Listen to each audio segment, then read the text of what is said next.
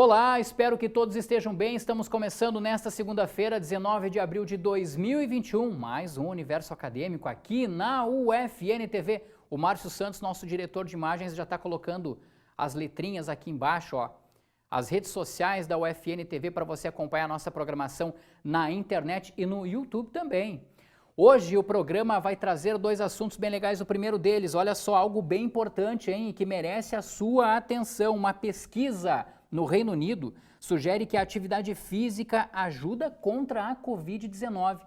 Mais detalhes daqui a uns 15, 20 minutos aqui no Universo Acadêmico, porque o nosso primeiro assunto de hoje traz uma reivindicação de pesquisadoras, principalmente mães pesquisadoras e professores. A gente começa com uma tela aqui mostrando uma pesquisadora, cheio de vigor, né, toda empolgada ali e tudo mais, só que muitas vezes essa empolgação não é exatamente o que representa a vida de uma pesquisadora, porque muitas delas gostariam de ser mães, mas não podem, prolongam a maternidade ou muitas vezes dispensam por conta das atividades profissionais.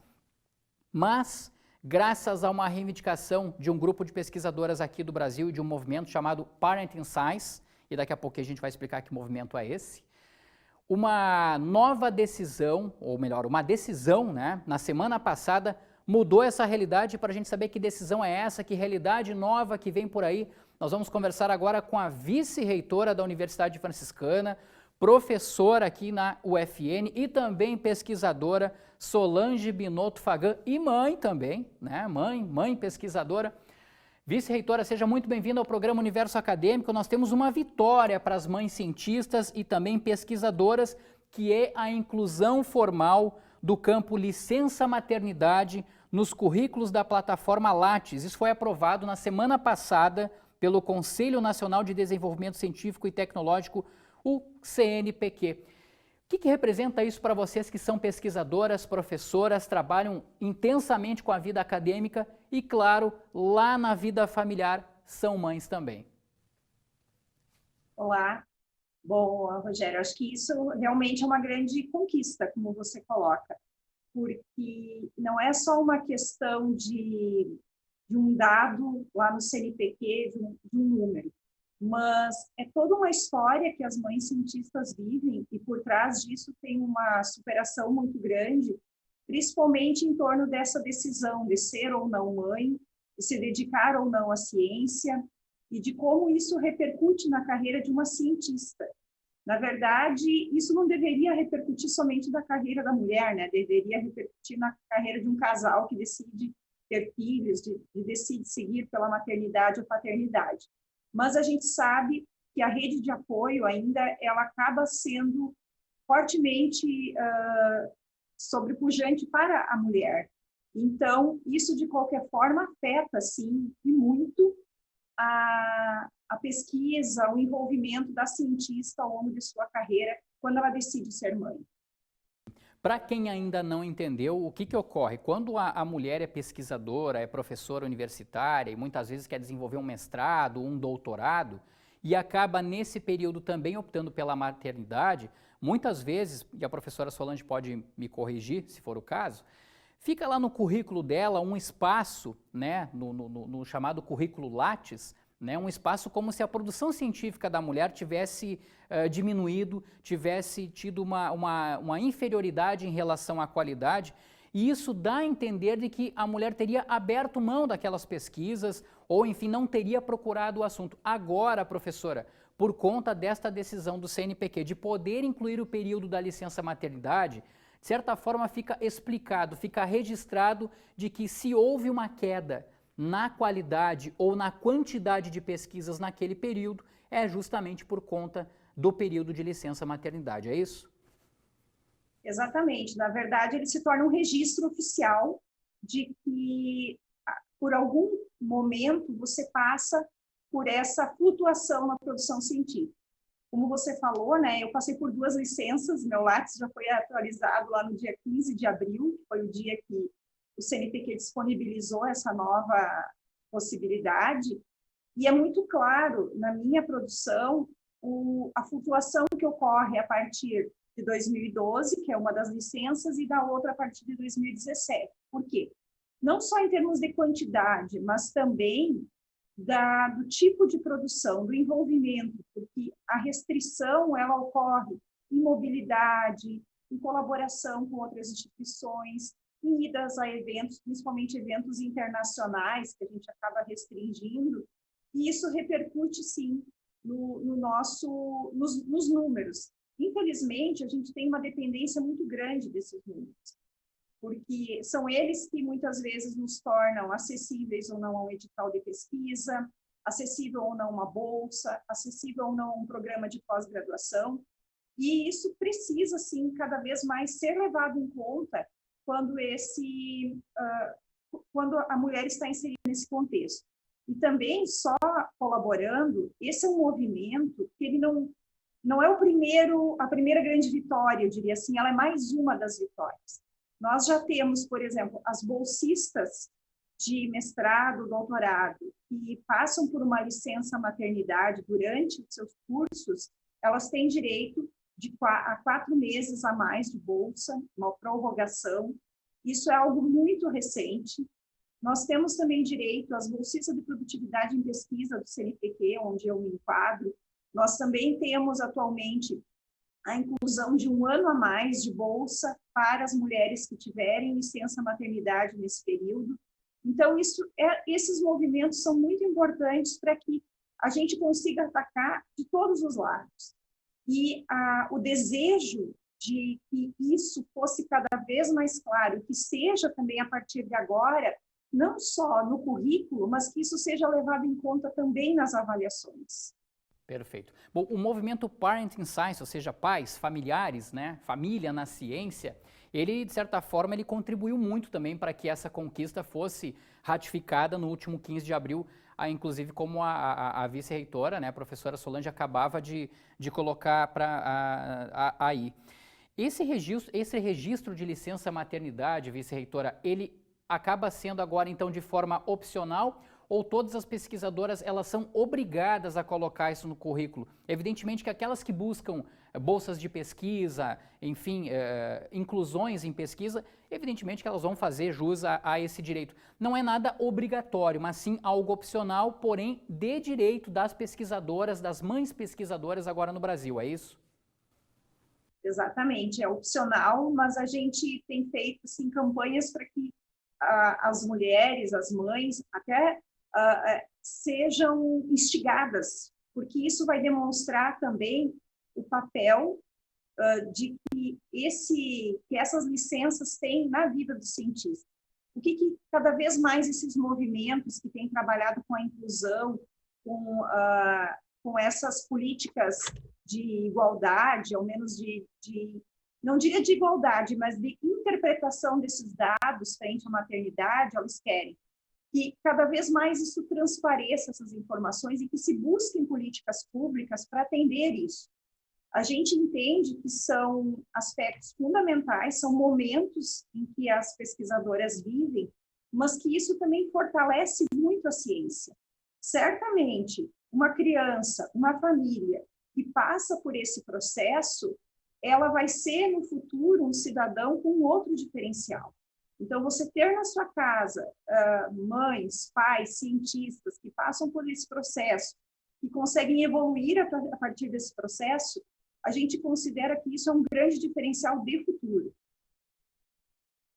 Vice-reitora, vamos ouvir um pouquinho 3 depoimentos que a gente separou aqui para o programa. A gente foi ouvir 2 professoras que são mães, são pesquisadoras, uma aluna que faz mestrado aqui na Universidade Franciscana, e elas também, evidentemente, celebraram, comemoraram, uma delas inclusive chega a dizer no depoimento para nós, que nós vamos acompanhar em instantes, que vibrou com essa, né, com essa conquista. Então eu gostaria de compartilhar não só com a vice-reitora, mas também com você que está acompanhando o programa Universo Acadêmico para ver o que essas 2 professoras e essa aluna do mestrado têm a dizer sobre essa decisão.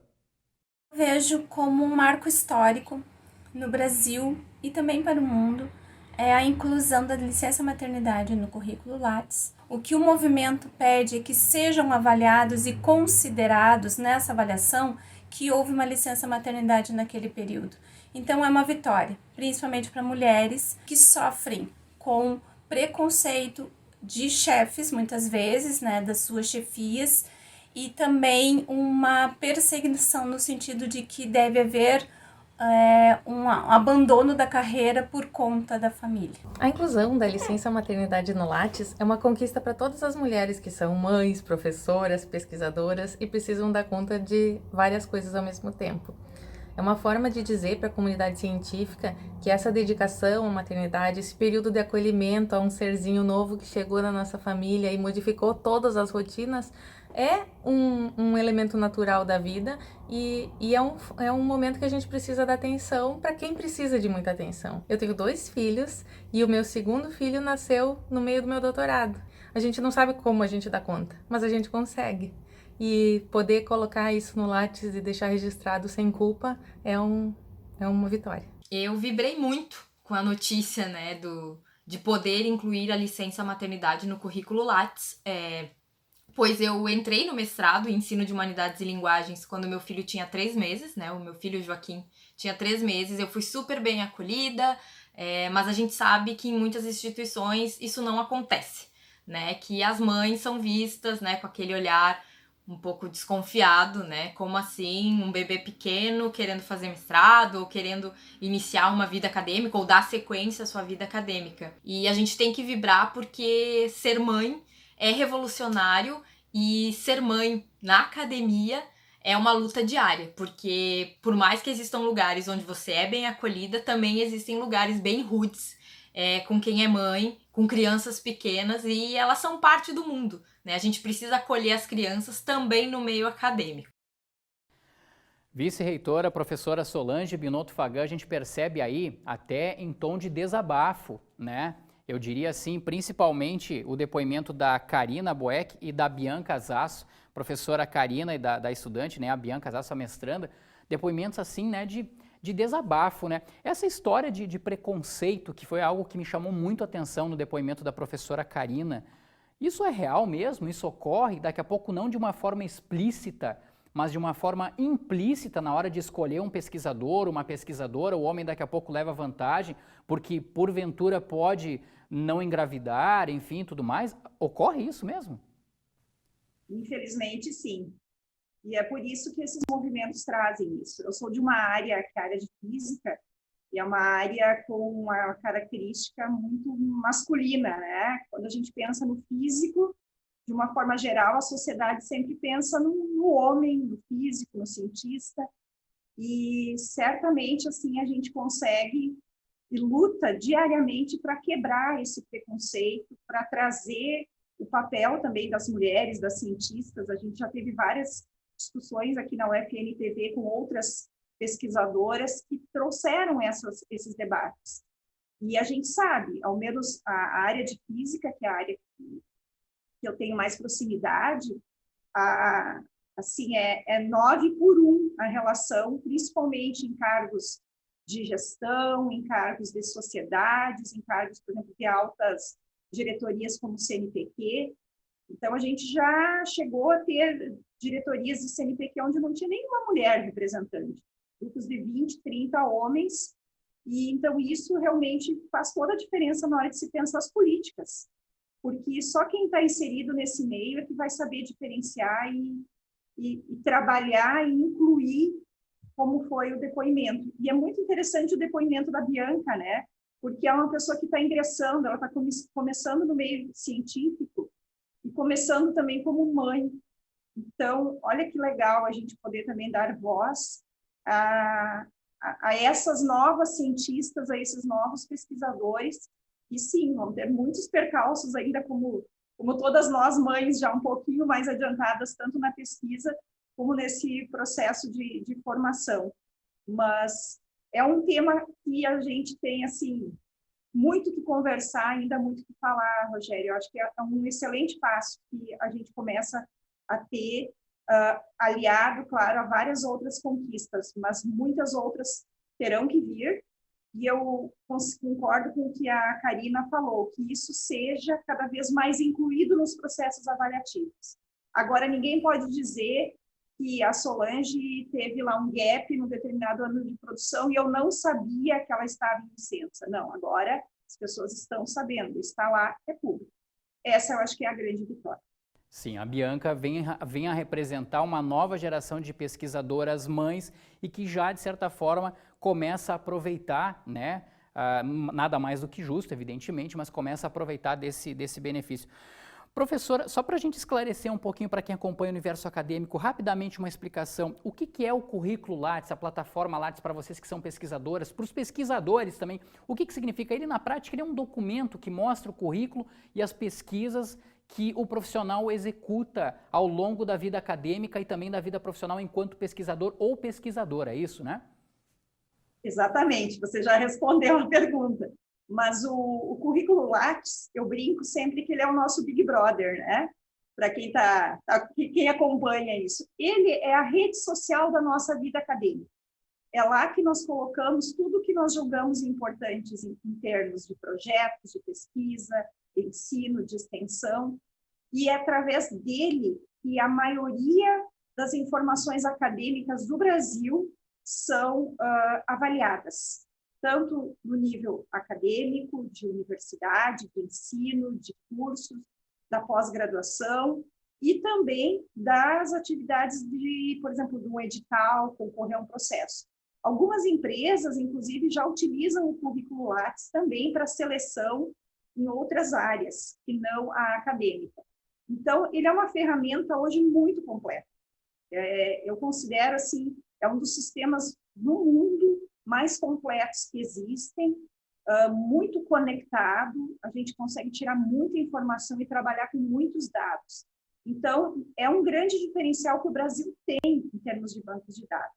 E é ele que vai mostrar a vida do pesquisador, da pesquisadora, do futuro pesquisador, ou também da sociedade em geral. Bom, professor, nosso tempo acabou rapidinho, mas é importante, eu preciso dar um recado aqui também. Esse assunto relacionado, né, à inclusão, né, do período de licença maternidade no currículo Lattes de vocês pesquisadoras, é um tema, aliás, que já fora discutido aqui na UFN-TV por meio do programa Novas Fronteiras. Então está aparecendo na tela aí, pessoal, um QR Code, né?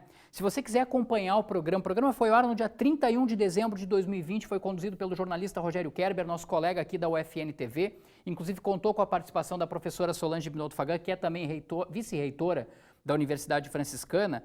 O pessoal pode aproximar a câmera do celular para esse QR Code e vai direto para esse programa, pode conhecer um pouquinho mais do que é o movimento Parent in Science e também do que se trata nessa conquista obtida no último dia 15 de abril aí para todas as pesquisadoras, para todas as professoras também aqui do Brasil. Vice-reitora Solange Binotto Fagan, muito obrigado pela participação aqui no programa Universo Acadêmico e parabéns por essa conquista de vocês. Um grande abraço e até uma próxima oportunidade. Obrigada. Abraço e obrigada por esse momento.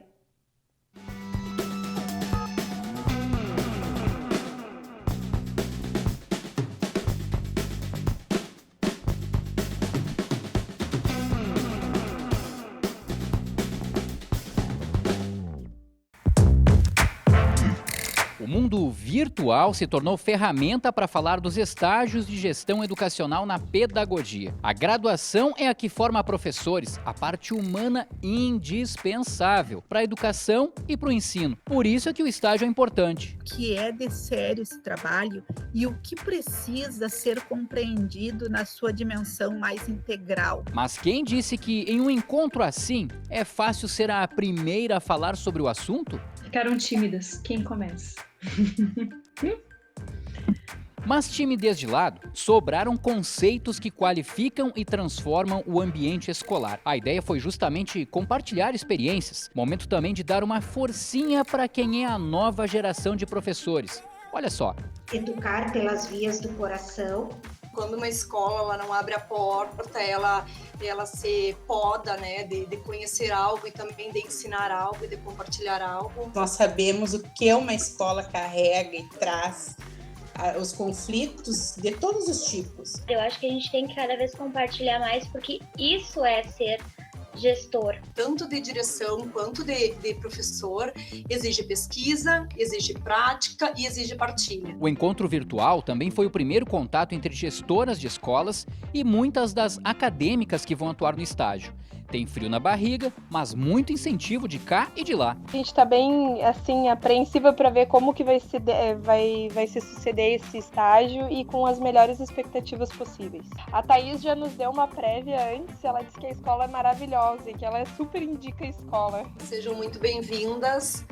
No decorrer Obrigada. dos dias a gente vai se conversando. O desafio está lançado. Agora é hora de ver como as futuras professoras vão desempenhar as funções, sem nunca esquecer daqueles conceitos que socializam a educação. A paixão pela escola, a humildade em aprender. Fazer com que a família entenda que o processo de aprendizagem ele não se dá só na escola, ele se dá em todos os momentos da vida da criança. Nós estamos aqui para aprender juntos. O mestrado em Ciências da Saúde e da Vida convidou o pesquisador e professor Lucas Elau, de Santa Catarina, para falar sobre a necessidade da ciência estar cada vez mais próxima das pessoas e compreensível por todas elas também. A ciência não tem dono e que isso se reflita em todos os atos científicos e de pesquisa que todos nós venhamos a se envolver, tá bom? Se a ideia era também aproximar quem já estava e quem chegou ao mestrado em Ciências da Saúde e da Vida, as redes sociais foram testemunhas da integração.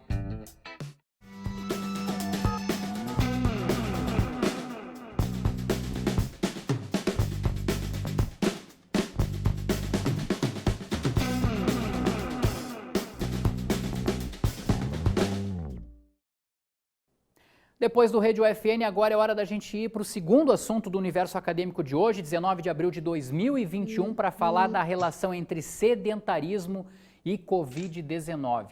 Pessoal, uma pesquisa divulgada na semana passada pelo British Journal of Sports Medicine, jornal britânico de medicina esportiva na tradução literal, ele mostrou, na semana passada, que o sedentarismo, ou seja, a ausência de atividade física, está diretamente relacionada à intensidade da Covid-19 no nosso organismo. Não é uma pesquisa definitiva, não é conclusivo o estudo, mas serve para a gente ter uma ideia do quanto é importante praticar atividade física e, neste caso, se a pessoa vier a pegar Covid, ela pode não desenvolver uma forma muito intensa e pode até, de certa forma, escapar da morte. Vou mostrar um gráfico rapidamente aqui na tela, só para as pessoas terem uma ideia do que traz essa pesquisa do British Journal of Sports Medicine. Olha só, sedentarismo e Covid-19.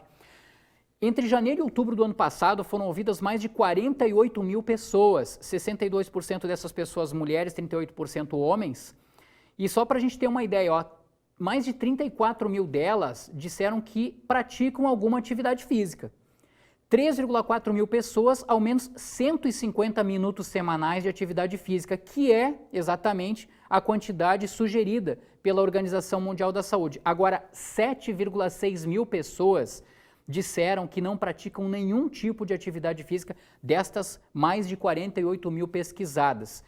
E aí a gente tem um percentual até bem preocupante. 9% delas, 4.359, acabaram sendo hospitalizadas por conta do contágio da Covid-19 e 968 delas vieram a falecer. Para a gente saber um pouquinho mais do que representa uma pesquisa assim, do quanto o sedentarismo pode estar de fato relacionado à Covid-19, a gente vai conversar com a convidada do Universo Acadêmico agora, ela está aqui na tela, a professora Jaqueline Biazus, do curso de Fisioterapia da Universidade Franciscana. A professora Jaqueline é também especialista na área de ortopedia, traumatologia, fisioterapia desportiva e ministra, uma disciplina aqui na Universidade Franciscana de Fisiologia do Exercício, Biomecânica Clínica e também acompanha o estágio supervisionado. Professora, seja bem-vinda ao Universo Acadêmico, tudo bem? Obrigada, Rogério, pela participação, pelo convite. Professora, a gente acabava de mostrar essa pesquisa, divulgada lá pelo Reino Unido na semana passada, que ouviu quase 50 mil pessoas entre janeiro e outubro do ano passado. É mesmo, professora, o sedentarismo ele pode estar de certa forma relacionado à questão da Covid e ela ser mais intensa ou mais leve nos organismos, por exemplo, que praticam atividade física? Existe já essa normativa porque o sedentarismo, o indivíduo, ele acaba não tendo adaptações. E quando você acaba adquirindo ou pegando a COVID, ela vai atacar exatamente no primeiro momento o aparelho respiratório e cardíaco. E o exercício físico te dá condições, te adapta a esforços. E quando se tem a COVID, esse esforço é muito em demasia. E aí a gente não tem uma bagagem para conseguir reportar essas demandas. Professora, vale lembrar que, por exemplo, quem tem comorbidades, né, como, por exemplo, diabetes ou problemas respiratórios, como a asma, por exemplo, e aí não pratica nenhum tipo de atividade física, o risco de pegar Covid e de uma forma mais intensa fica ainda maior. Segundo esse estudo, por exemplo, ele chega a ser 2 vezes maior do que uma pessoa considerada normal sem nenhuma comorbidade. Por que isso ocorre em cada organismo? Por que tem essa diferença, professora? Exatamente. O exercício físico, ele te dá suporte, né? Então, ele te deixa ventilar mais, o teu coração consegue bater mais, ter mais uma mecânica mais forte, digamos assim, e aí ele te dá mais aporte sanguíneo oxigenado para o pulmão, e aí você consegue fazer trocas gasosas, você tem uma capacidade respiratória maior. O sedentarismo não consegue fazer essas trocas gasosas da mesma forma. E aí ele é exigido demais e ele não tem por onde, ele não tem uma reserva, digamos assim, uma reserva respiratória, uma reserva em termos de capacidade respiratória para suprir essas demandas. Então, o exercício te daria um suporte, uma sensação, ou melhor dizendo, uma condição fisiológica mais forte para suprir essas demandas que a COVID exige, já que ela bloqueia a questão da imunidade. Sim. Bom, professora, a gente sabe, por exemplo, que essa pesquisa ela não é definitiva, como eu já disse no início da nossa conversa, e o nosso objetivo aqui também, conversando com a professora, não é assustar ninguém, muito pelo contrário, é apenas para informar, né, e é para orientar. Professora, a Organização Mundial da Saúde recomenda cerca de 150 minutos semanais de exercício por dia, o que dá, grosso modo, aí, em torno de 30 minutos, daqui a pouco 25 minutos por dia. Se pegar 5 dias por semana, que é o meu caso, por exemplo, professora, 30 minutos já está bom, né? Por dia, aí, em 5 dias. Por que essa quantidade é considerada boa? Vocês que são fisioterapeutas podem explicar melhor para a gente. A OMS, desde 2010, já preconiza a questão de pelo menos 150 minutos.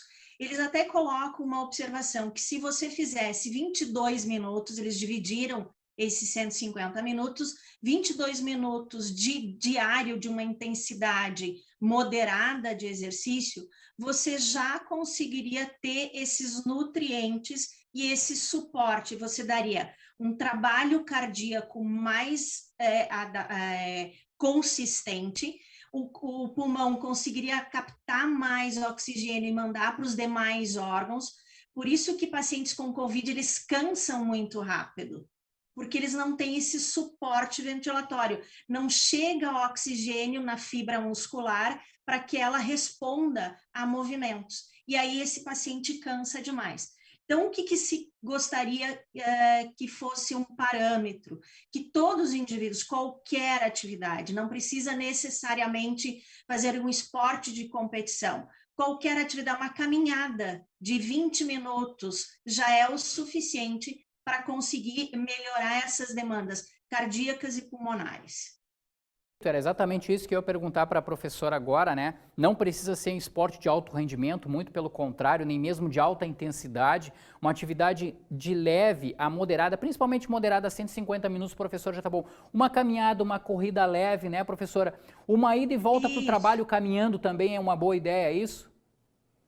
Subir escadas em vez de usar o elevador, se possível ir a pé em vez de carro para trabalhar, andar de bicicleta, e é até colocado como exemplo assim, se você tem criança em casa, brincar com a criança, levar o cachorro para passear, isso já é uma atividade e já traria benefícios. Claro que quanto mais tempo você fizer atividade, maior serão esses benefícios. Mas se não tiver como, 22 minutos, 25 minutos no dia a dia, incorporado isso no teu dia a dia, já te traria bons resultados. Perfeito. Bom, professora, eu quero agradecer a sua participação aqui no programa Universo Acadêmico, mas antes, esse QR Code que está aparecendo na tela, as pessoas podem aproximar a câmera do celular e acompanhar essa pesquisa que a gente acabou de mostrar agora há pouco aqui no programa. Ela está em inglês, mas está completa, com faixa etária, como ela foi feita, em quais cidades do Reino Unido, né, a quantidade total de pessoas, por etnia, sexo, profissão, faixa etária, enfim, tudo mais. Então, aproxima o QR Code da tela, você vai ter a pesquisa na íntegra aí para poder acompanhar, para poder entender bem do que representa essa pesquisa que mostrou que o sedentarismo está diretamente relacionado à intensidade forte ou fraca da presença de Covid no nosso organismo. Volto a repetir, não é conclusivo, mas é uma pesquisa que pode aí nos orientar e mais ou menos nos dar uma ideia. Professora Jaqueline Biazuz, do curso de Fisioterapia aqui da Universidade Franciscana, muito obrigado pela sua participação aqui no programa Universo Acadêmico, professora. Obrigada, Rogério, que agradeço. É um tema extremamente importante que as pessoas têm que ter esse olhar para realizar qualquer exercício físico, qualquer atividade, incorporar no seu dia a dia, que a qualidade de vida vai ser melhor. Verdade, tem toda a razão a professora Jaqueline. Nós ficamos por aqui com o Universo Acadêmico. Você pode acompanhar nossa programação, se você está no canal 15 da NET, lá no nosso canal do YouTube, youtube.com/UFNTV. Se você está no YouTube, dá uma passadinha no canal 15 da NET, acompanha todos os nossos programas também da UFNTV. Nós voltamos na próxima quinta-feira com uma nova edição do Universo Acadêmico. E um recado importante do meu colega Rogério Kerber. Tem a segunda reportagem da série Cidades Educadoras. É na próxima quinta-feira. Grande abraço a todos e até lá. Tchau!